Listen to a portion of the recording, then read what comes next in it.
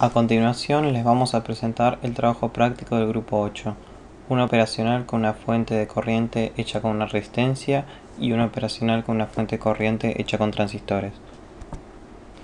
Como criterio de diseño se eligió una fuente de partida más 12 menos 12 y se supuso una corriente de transistor 1 y de transistor 2 de 1 mA. Dada esa corriente se pasa a calcular el valor de RE, que se obtiene sumando las dos corrientes, y sabiendo la tensión, que es VEE menos VBE, se puede determinar el valor de RE. El valor de RC se eligió un valor tal que la tensión que caiga sobre RC sea similar a la tensión que caiga sobre el transistor 2, tal que la excursión de señal del transistor 2 sea lo más posible para permitir al circuito trabajar con mayores tensiones. Por último, se optó con una fuente espejo, donde la corriente de la malla de salida está determinada por la resistencia R, que si la recorremos la malla podemos determinar fácilmente su valor. La ventaja de esta fuente es que nos presenta una mayor resistencia y por ende una menor ganancia en modo común. Lo complicado de este trabajo no fue la parte teórica, sino poder medir la parte práctica. En el caso del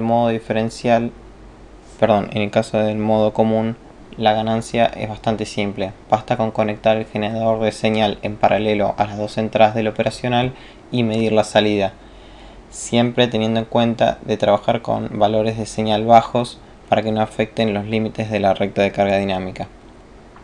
Una de las cosas que se puede observar tanto en la simulación como en la práctica es el cambio drástico de operación que presenta el sistema al trabajar con una fuente de corriente hecha con una resistencia, donde la ganancia de tensión en modo común es de 0,3, o sea que la entrada gana 3 veces el valor de la salida, y la ganancia en modo común de cuando trabajamos con una fuente de corriente hecha con transistores espejo, donde los valores de ganancia son de 0,028, lo que quiere decir que la entrada es 36 veces el valor de la salida.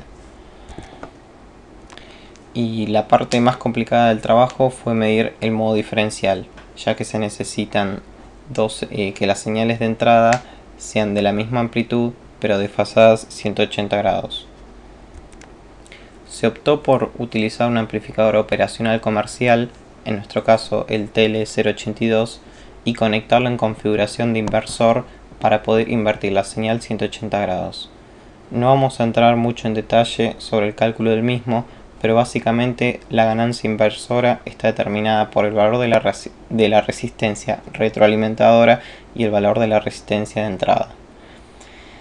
En nuestro caso, elegimos colocar un potenciómetro multivuelta en la resistencia retroalimentadora para ajustar la ganancia del inversor cuando está conectado en el sistema. Esto es importante debido a que tanto el operacional inversor como el generador de señales presentan una impedancia que afecta al sistema cuando las señales están conectadas en el circuito. También hay que tener en cuenta que el valor que se coloca en la entrada es BD sobre 2. Por lo tanto, a la hora de hacer las cuentas hay que considerar que el valor que estamos viendo en el osciloscopio no es BD, sino BD sobre 2. Si bien nos dio un poco menor a los valores calculados, la ganancia determinada en la práctica de modo diferencial y modo común nos dio dentro de todo valores similares a los calculados. Por último, les mostramos unas imágenes de la medición del circuito donde podemos observar dos potenciómetros. Uno es para el cálculo de RE, que nos sirve para calibrar el valor de corriente que circula en el primer modo, y el otro potenciómetro es para variar la corriente en la fuente espejo. También tenemos este jumper de dos posiciones que nos permite conectar tanto en un modo con una resistencia o en el modo de corriente con la fuente espejo.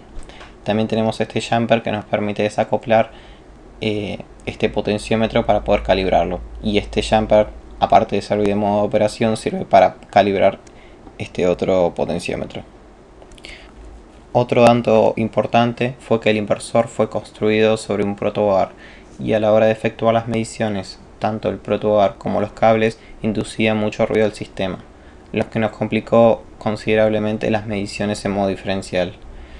La solución que encontramos fue cortar la distancia de todos los cables de conexión que no fueran coaxiales y de colocar un pequeño capacitor de cerámica sobre las entradas del operacional a modo de filtrar los ruidos molestos provenientes del inversor.